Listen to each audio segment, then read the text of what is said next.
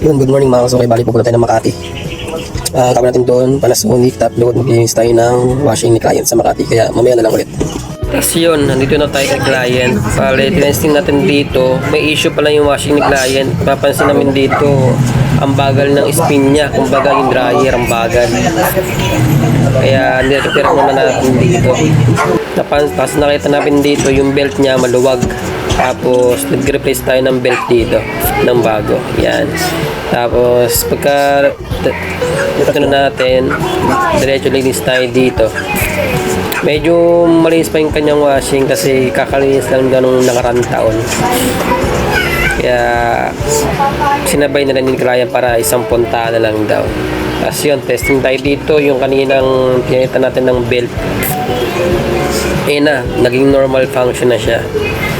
Kanina kasi, so, hirap siyang umikot.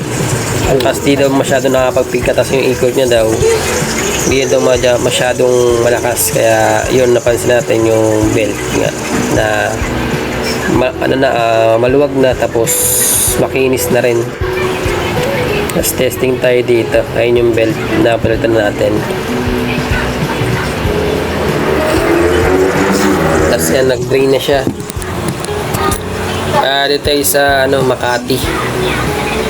Kaya pagka-spin yan, okay na. Kaya